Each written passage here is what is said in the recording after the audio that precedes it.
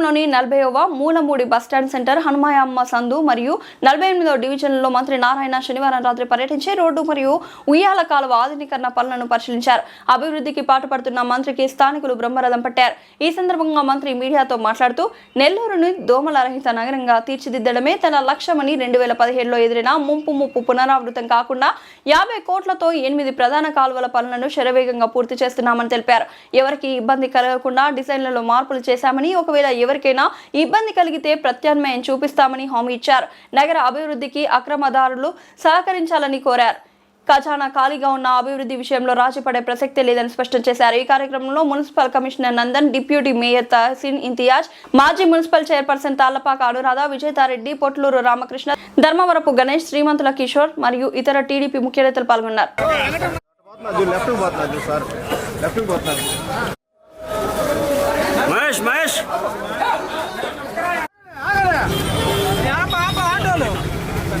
పక్క జరుగు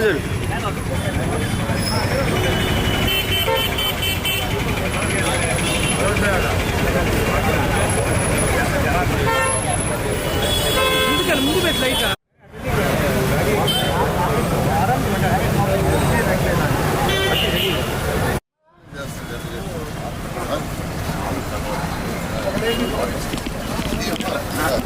అలా రోజులు మాట్లాడి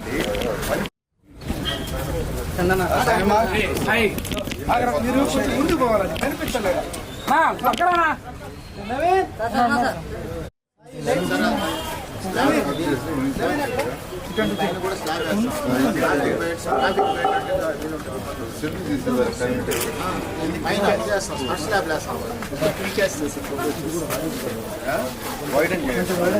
జరుగు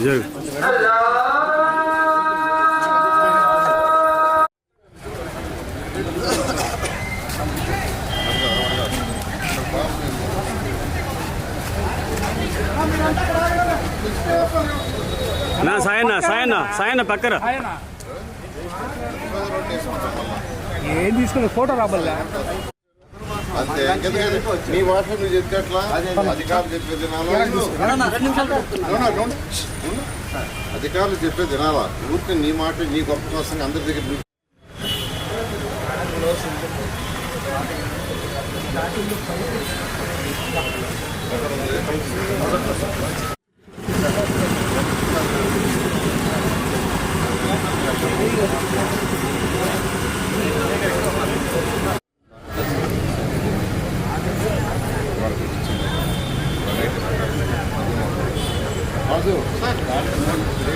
పెద్ద మోటార్ పెట్టి ఆ కాలం ఉందా కాలం రాత్రి తర్వాత రోడ్ బ్లాక్ చేసి రోడ్ నుంచి మార్నింగ్ లోపల నీళ్ళని కొట్టాలి. పెద్ద మోటార్ పెట్టి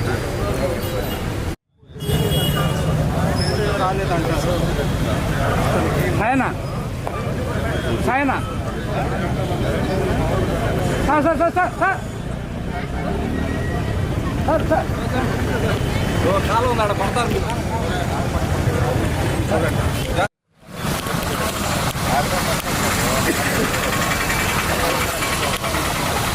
మనోజ్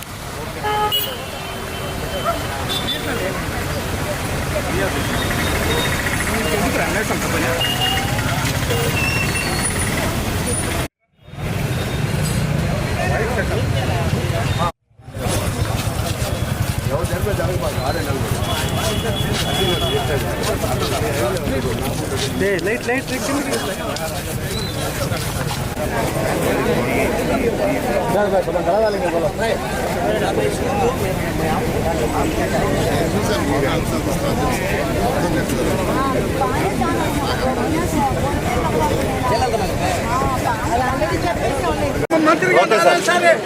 అందరికీ నమస్కారాలండి.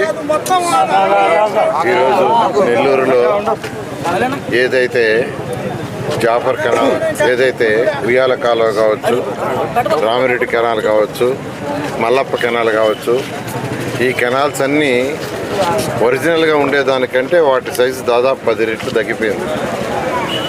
దానివల్లనే 2017లో వచ్చిన వరదలకి నెల్లూరు సగం మునిగిపోయింది.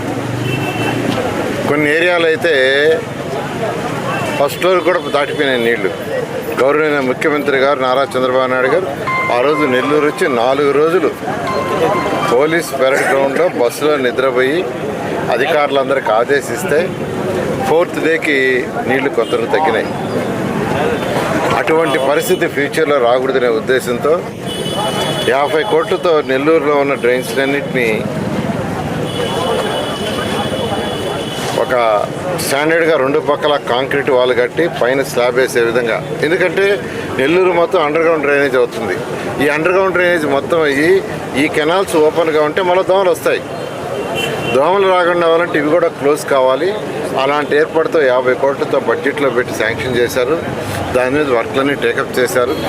అయితే అక్కడక్కడ ఆ యొక్క రోడ్డుని ఏదైతే డ్రైన్స్ కట్టేటప్పుడు ఎంక్రోచ్మెంట్స్ ఉండే అవి తీయాల్సి వస్తుంది. దానికి ఇంతవరకు అందరూ సహకరించారు. వాళ్ళందరూ కూడా ప్రత్యేక ధన్యవాదాలు. ఇప్పుడు ఉయ్యాల కాలువ దగ్గర నేను వచ్చాను, నాకు చెప్పారు ఒక పక్క అంతకుముందు 3 మీటర్లు అనేది ఇంకా ఎక్కువ తీయాలంటే ఇక్కడ ఉన్న వాళ్ళు ఇబ్బంది పడుతున్నారంటే నేను వచ్చాను, డిస్కస్ చేశాను. అది తీయకుండా మరొక మార్గం చెప్పాను. ఏది తీయొద్దు, ఏదైతే మనం 3 మీటర్లు అనుకున్నామో ఆ 3 మీటర్లకే ఫిక్స్ అయ్యి రెండో పక్క చేయమన్నాను. ఆ విధంగా చేస్తారు, ఎవరికి కూడా ఇబ్బంది ఉండదు.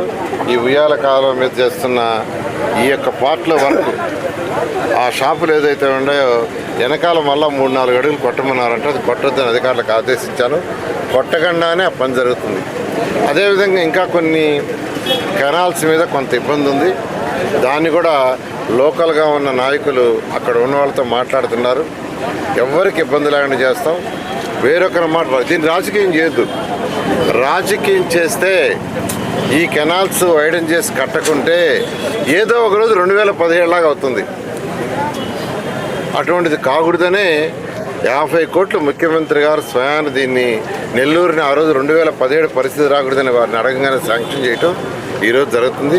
అదేవిధంగా అనేక పార్కులు ఆల్మోస్ట్ పార్కులన్నీ అయిపోవచ్చినాయి. ఇంకొకటి 2 ఉంటే ఈ మంత్ ఎండింగ్ అయిపోతుంది.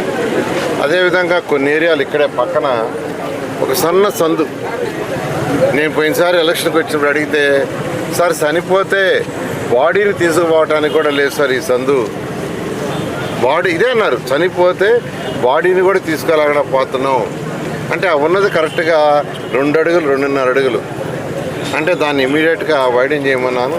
దాదాపు 6 అడుగుల నుంచి 10 అడుగులు వైడెన్ చేశారు అధికారులు. వారు కూడా అడగపోతే చాలా ఆనందాన్ని ఎక్స్ప్రెస్ చేశారు.